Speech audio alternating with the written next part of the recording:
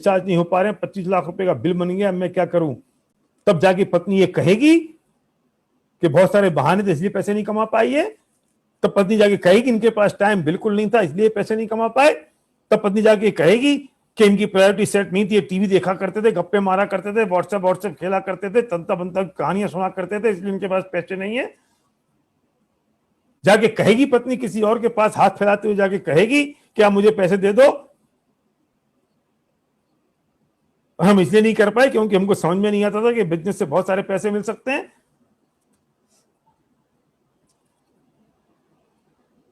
इस देख लिया है हमने और आपने इस कोविड में।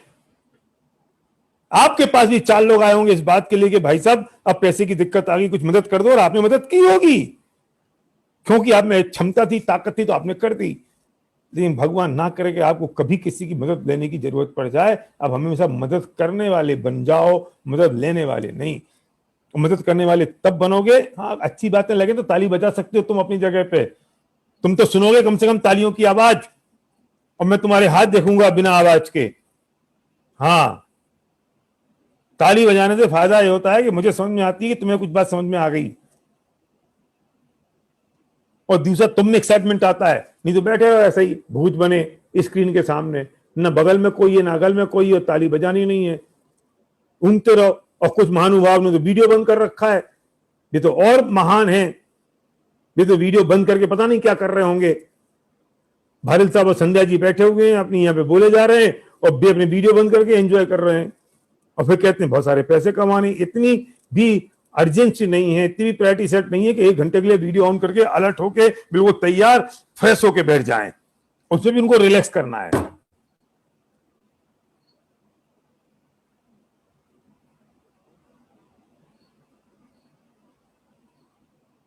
देख लिया होगा तुमने इस वक्त हालात, और मैं नहीं चाहता हूं अभी भी तुमको कुछ और देखना बाकी है।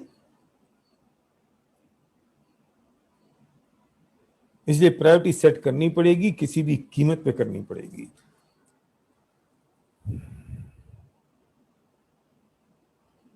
मैसिव एक्शन करना पड़ेगा। दिखाओ प्लान, मुंह में से झाग आ जाने चाहिए, आंखें लाल हो जानी चाहिए, बिस्तर पे गिरो तो 2 मिनट में नींद आ जानी चाहिए। उस हद तक अपने आप को स्ट्रेस करना पड़ेगा। अगर कंफर्टेबल जिंदगी चाहिए तो कुछ समय के लिए हार्ड वर्क करने की जरूरत है। थोड़े समय के लिए अनकंफर्टेबल हो जाओ तो पूरी जिंदगी कंफर्टेबल हो जाएगी। आज हमारी जिंदगी बहुत कंफर्टेबल है, आज चॉइस ऑफ लाइफ है, आज जो चाहते हैं वो हो सकता है। आज हमारे हाथ में हम क्या चाहते हैं, आज हमारे हाथ में हम क्या करें क्या ना करें। लेकिन ये तब हुआ जब पहले बहुत सारा काम किया, ये तब हुआ जब पहले बहुत मेहनत की, ये तब हुआ जब कुछ किसी को छोड़ा नहीं, तब हुआ ये। फ्रीडम का मतलब होता है चॉइस ऑफ लाइफ। फ्रीडम का मतलब होता है कि आपके पैसों की फ्रीडम हो जाए, आपके टाइम की फ्रीडम हो जाए। फ्रीडम का मतलब होता है आपको चिंता ना करने पड़े किसी भी चीज की, उसे कहते हैं फ्रीडम। और ये जिंदगी आपकी हो सकती है।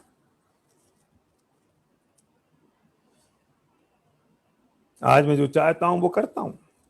मुझे बहुत सारा पढ़ना है, मुझे लिखना है, मुझे कुछ सुनना है, मुझे मेडिटेशन करना है, मुझे मौन में रहना है, मुझे अपने अपने लोगों से मिलना है, अपनी टीम के लोगों से बात करनी है। This is my choice, not a pressure. ये जिंदगी आपकी भी इंतजार कर रही है, और इसके साथ प्रायोरिटी सेट होने के साथ आपको नक्की करना पड़ेगा सेंस ऑफ अर्जेंसी। तब स्पीड आएगी। सेंस ऑफ अर्जेंसी क्रिएट करनी पड़ेगी, तब स्पीड आएगी। Why sense of urgency? Covid हो जाने के बाद भी मुझे आपको ये बताने की जरूरत है, सेंस ऑफ अर्जेंसी चाहिए। समझाने की जरूरत है। गंगा किनारे हजारों लाशें देखते हुए हमारे रोंगटे खड़े नहीं हुए। हमारे अड़ोस पड़ोस में से 25 साल के 30 साल के लोग इस दुनिया को छोड़ के चले गए। उनकी विधवाएं, उनकी पत्नी विधवा हो गई, उनके माँ बाप रोते हुए, उनकी आंखों के आंसू नहीं सूख रहे हैं, तब भी हमको समझ नहीं आया क्या सेंस ऑफ अर्जेंसी? जिनके दोनों माँ बाप चले गए और बच्चे बेचारे अनाथ हो गए और उनके घर में अगले दिन के खाने के पैसे भी नहीं है, तब भी हमें समझ में नहीं आती है sense of urgency. My goodness.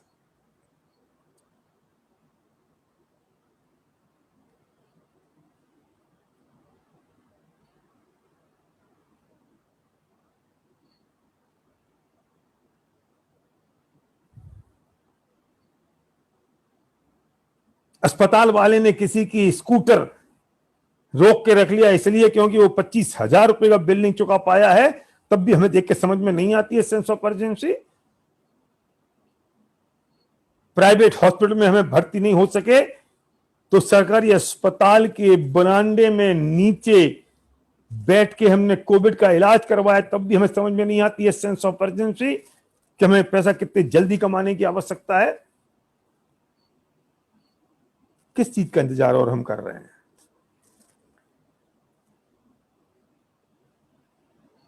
क्या राजेंद्र सिंह जी बोलो। महावीर सिंह जी मेरे अभी भी रोंगटे खड़े हो जाते हैं।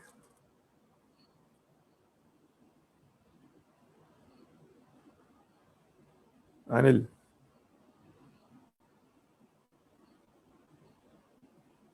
और मुझे लगता है कि नहीं यार, थोड़ा सा जोर और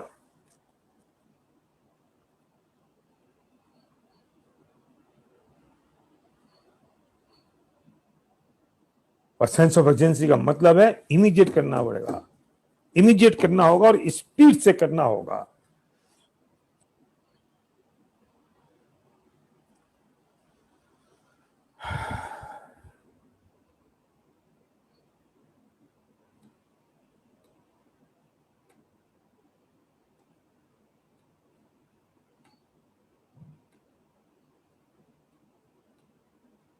आप सोच रहे होगे कि भैया भूल गए, मैं भूला नहीं हूं। मैं पॉज ले रहा हूं इस बात के लिए कि तुम्हें सोचने का समय दूं, तुम्हें कुछ निर्णायक निर्णय लेने का मौका दूं।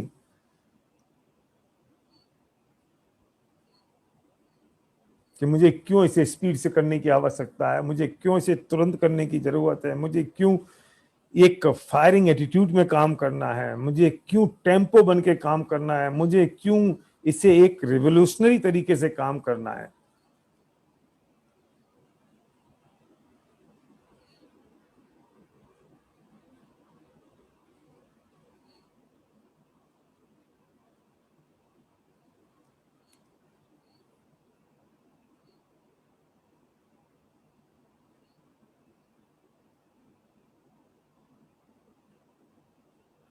मुझे खुशी हो रही है, बहुत सारे लोगों ने अपने वीडियो ऑन कर लिए हैं। Really I appreciate.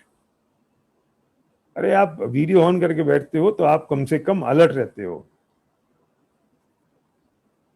अगर आप वीडियो बंद कर देते हो तो हम खुद ही अलर्ट नहीं रहते हैं। क्या समझ में आएगी? बात ही समझ में नहीं आएगी, बैठेगी नहीं दिमाग में। सुन क्यों रहे हैं? फॉर्मेलिटी थोड़ी पूरी कर रहे हैं। इसलिए कहता हूं ये बिजनेस मेरे लिए अब मिशन है। मैं मिशन की तरह काम कर रहा हूं। नहीं चाहिए मुझे, मैं क्या करूंगा पैसे का, और कितना पैसा सब जमा करता जाऊं। इसलिए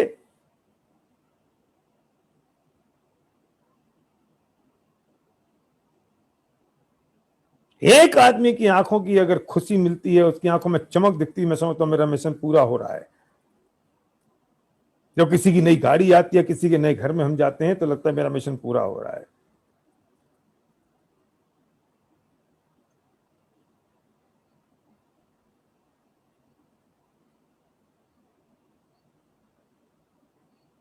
बुखार आता है किसी को, मुझे डर लगता है कहीं हाथ से छूट के ना चला जाए आदमी।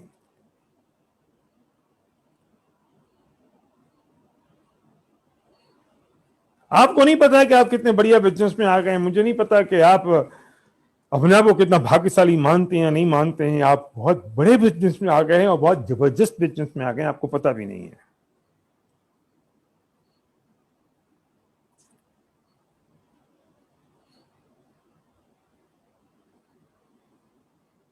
आप सोच रहे होंगे मैं काम करता हूं, रिजल्ट नहीं आ रहे हैं। सुनो, अपने दिमाग से काम कर रहे हो ना, इसलिए रिजल्ट नहीं आ रहे हैं। अपनी अपलाइन से पूछो, उनसे बात करो, उनसे कहो कि मैं क्या करूं जिससे रिजल्ट आए, तब रिजल्ट आएंगे। Submit to your upline. और अपलाइन कौन? जो ग्रोइंग एक्टिव अपलाइन है, और वो अपलाइन जो अपनी अपलाइन के सबमिशन में हो। अपने दिमाग से काम नहीं चलेगा। टीवी खरीद के लेके आते हो तो एक मैनुअल आता है, उस मैनुअल को पढ़ते हो तब पता चलता है कि टीवी चलता कैसे है। इतना बड़ा बिजनेस अपनी अकल से कर लोगे? ये कोई मेंबर बनाने का बिजनेस नहीं है, ये प्रोडक्ट खरीद के बेचने का बिजनेस नहीं है, ये कुछ और है, कुछ और है। ये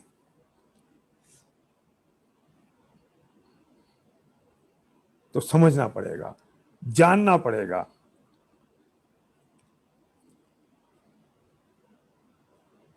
मैं नहीं चाहता हूं कि कल मौत आ जाए और मेरी पत्नी को, मेरे बच्चों को अपने मामा के यहां ले जाना पड़े।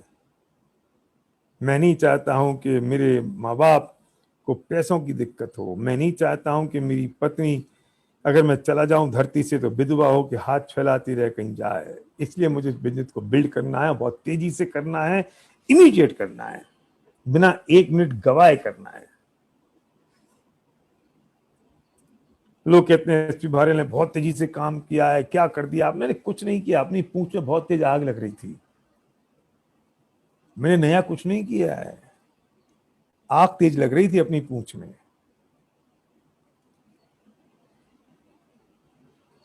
क्या है नया मेरे पास करने को? क्या करूंगा मैं और नया? Massive action. मैंने हर एक को पूरा प्लान दिखाया? बिल्कुल नहीं। क्यों? मेरे तो 130 करोड़ लोग हैं। उसका इंटरेस्ट लूज हुआ उससे पहले तो वो मना करे, उससे पहले तो अपन ने मना कर दिया। मुझे आज तक किसी आदमी ने बिजनेस में मना ही नहीं किया। पता है क्यों? क्योंकि सामने वाले को मैंने मौका ही नहीं दिया मना करने का। वो मना करने की सोचे उससे पहले तो अपन ने ही मना कर दिया। Thank you very much, this business not for you, thank you. मैं कोई अच्छे लोगों को देख रहा हूं जिनके साथ बिजनेस मिलकर मैं बिजनेस कर सकूं। पीछे पड़ने की तो जरूरत ही नहीं है। क्यों पीछे पड़ना है? वाई?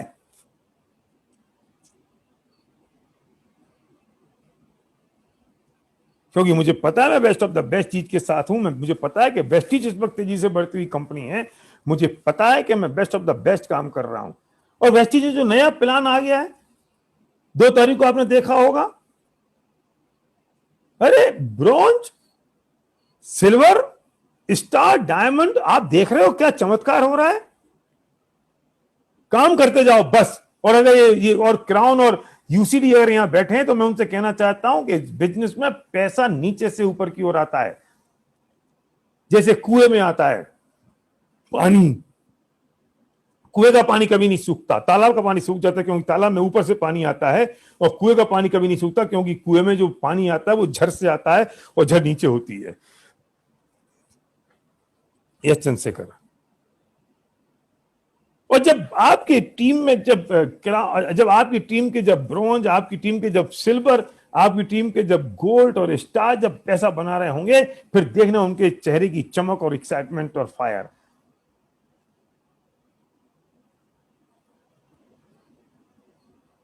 पर ये मत सोचना कि 1800 से पीवी से करना है क्वालिफाई। मिनिमम कुछ नहीं होता। हमारी तो थॉट प्रोसेस बन गई है, मिनिमम 1801 नहीं होने चाहिए। 1801 हो जाएंगे तो डीएलसीबी वाले से कहेंगे अरे यार एक पीवी वापस कर दे। 1800 हो गए ना,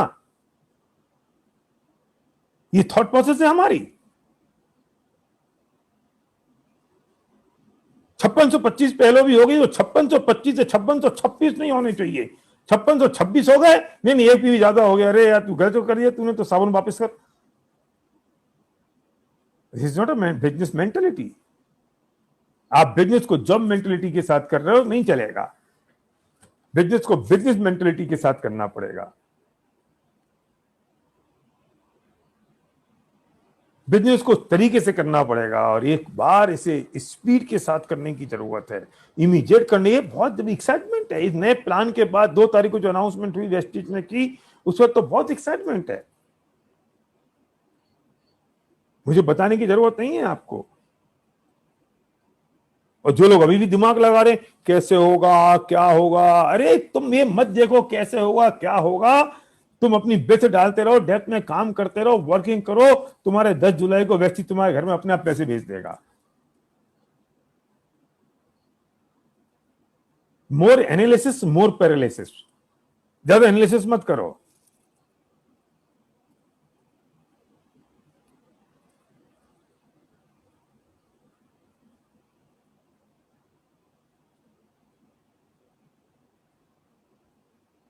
तेजी के साथ बढ़ती हुई कंपनी है वेस्टिज इस वक्त, best of the best products के साथ, best of the best management team के साथ, best of the best staff के साथ।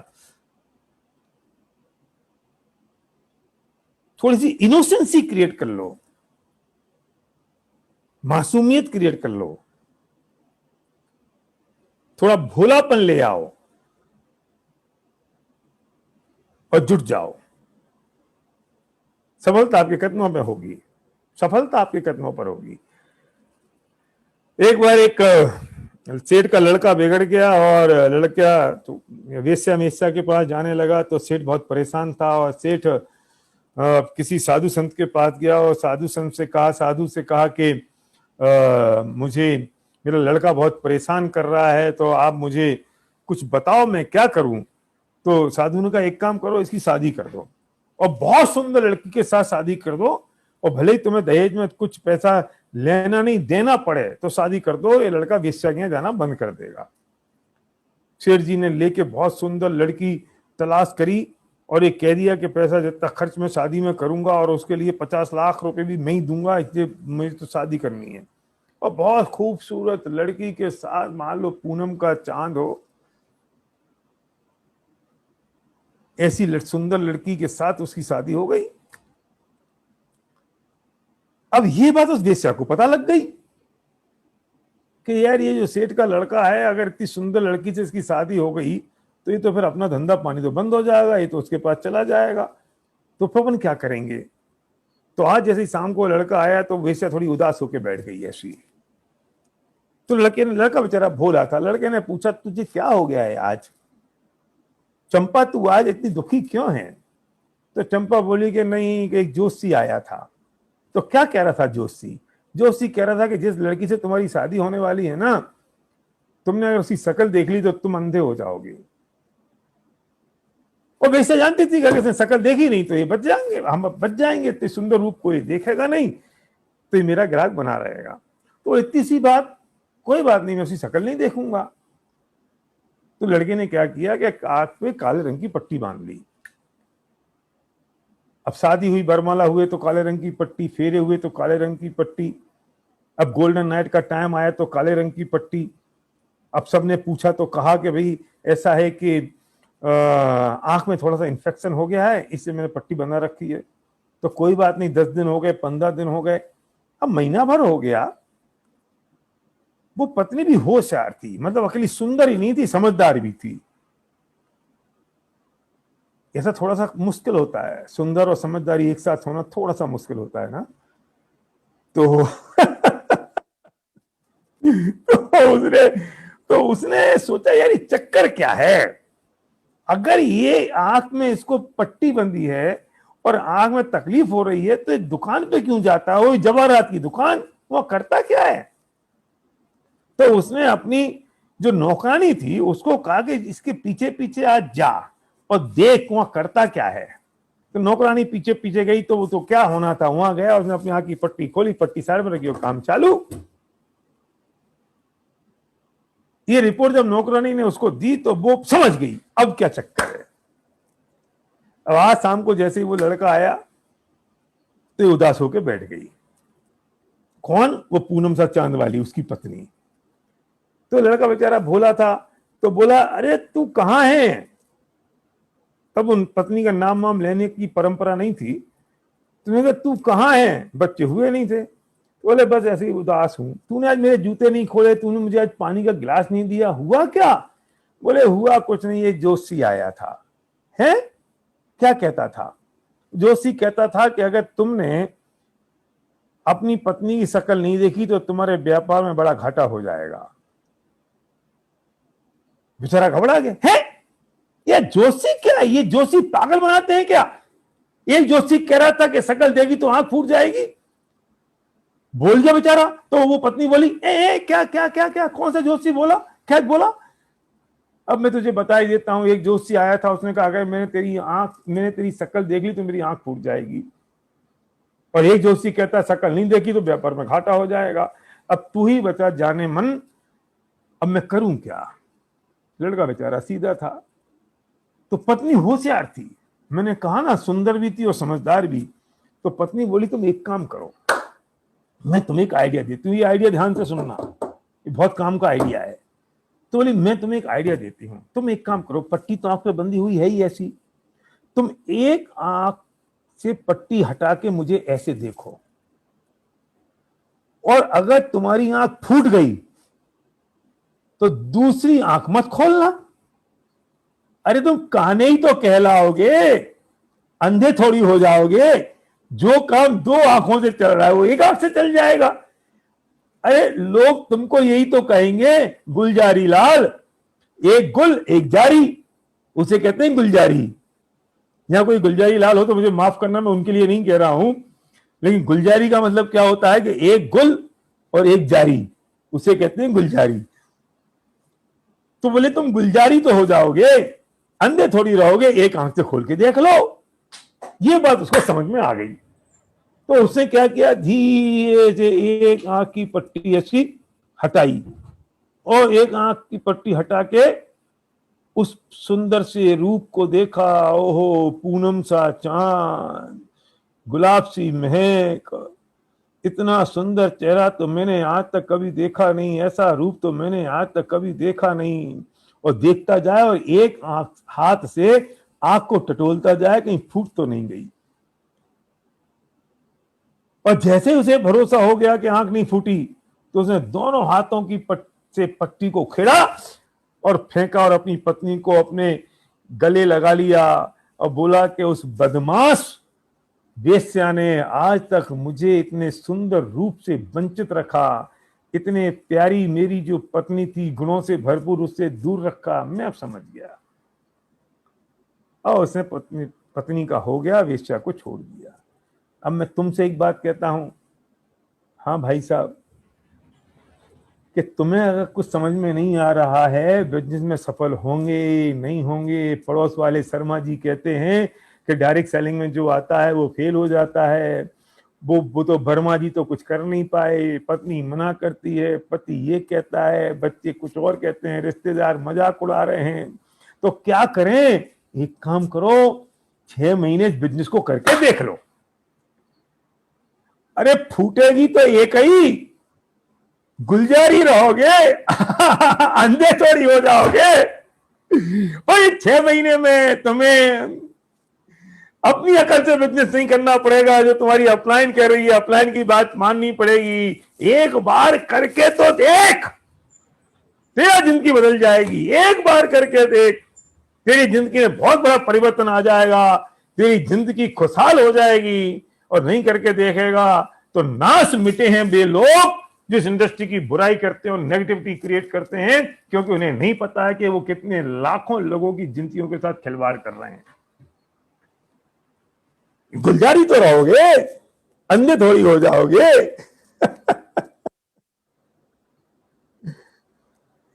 एक बार जुट जाओ, एक बार कहना मान लो, तुम्हारी जिंदगी में बहुत बड़ा परिवर्तन आ जाएगा, बहुत बड़ा परिवर्तन आ जाएगा। और मैं इस बात को जानता हूं। मैंने कुछ दिन पहले एक कविता लिखी थी और मैं उस कविता को पढ़ना चाहता हूं। उसका टाइटल है तेरे दिन फिरने वाले हैं। ये आपके लिए है, जिससे मैं बात कर रहा हूं, जो लोग सुन रहे हैं, मैं उनके लिए कह रहा हूं, राइट। और इसे ये है, तेरे दिन फिरने वाले हैं। ध्यान से सुनना।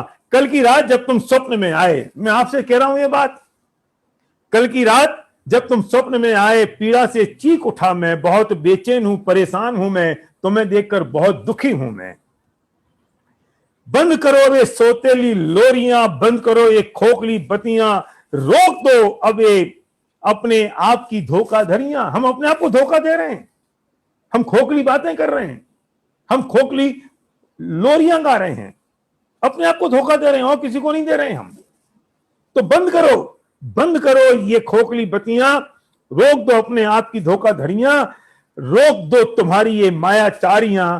क्यों नहीं समझते हो तुम, जानबूझकर अंध बने हो तुम, अपने आप पर अब तो तनिक शर्म करो तुम। बहुत दौंदा पट्टी और बहस की तुमने, बहुत थोपा थोपी की अब तक तुमने, बहुत बनाए अब तक बहाने तुमने, बहुत की अब तक कोशिश तुमने। अब कोशिश नहीं करना होगा, घुट घुट कर नहीं अब खुलकर जीना होगा, और चीख चीख कर dream it and just do it चिल्लाना होगा, और चीख चीख कर dream it and just do it चिल्लाना होगा, वरना यूं ही बेनामी से मरना होगा।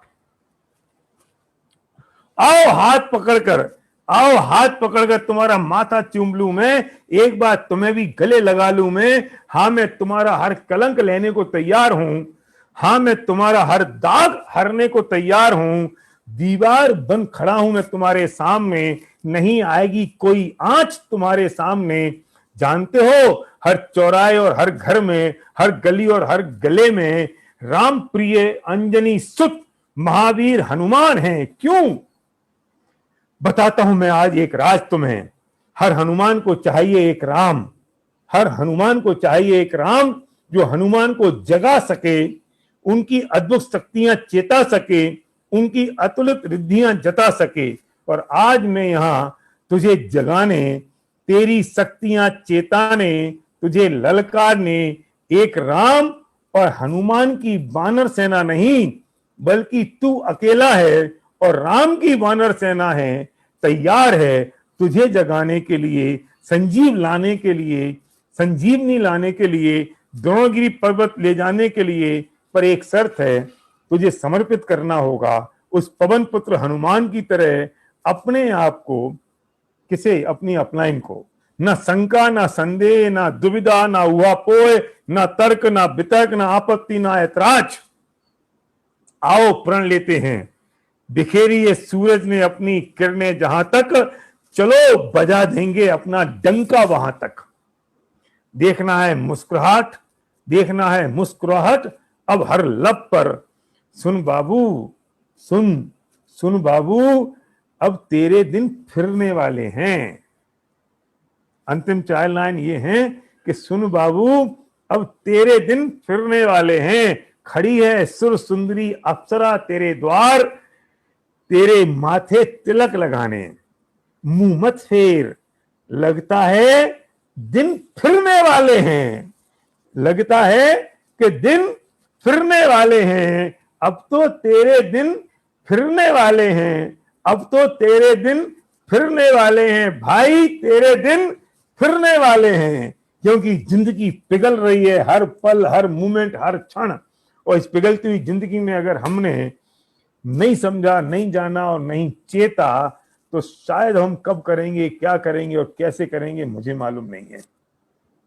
मेरी एक नई किताब आई है, जिंदगी बेनकाब, इसी लॉकडाउन में लॉन्च हुई है, और इसमें एक कहानी है पिघलती जिंदगी, अमेजोन पे अवेलेबल है। और उसमें मैंने पिघलती जिंदगी में ये बात लिखी है कि कितने घंटे जिंदगी के बचे हैं, और जो घंटे जिंदगी के बचे हैं वे कैसे खत्म होते चले जा रहे हैं। 4 अलग अलग कहानियां इसमें, और ये मंजुल पब्लिशर ने पब्लिश की है। मेरे अंदर का दर्द है, उलझी हुई जिंदगी विचारों से ही सुलझ सकती है, और वो विचार हमें पैदा करने होंगे, वो सोच हमें क्रिएट करनी होगी, वो चिंतन की धारा हमें बदलनी होगी। और जैसे ही वो हमने धारा बदली, हमारी जिंदगी में आमूल चूल परिवर्तन आ जाएगा, और हम वो सब कर लेंगे जो हम चाहते हैं। So thank you very much guys, thank you so much. आपसे बात करी बहुत अच्छा लगा, मुझे बहुत मजा आया। Thank you Deepak, thank you Rachit, thank you so much. Thank you so much sir.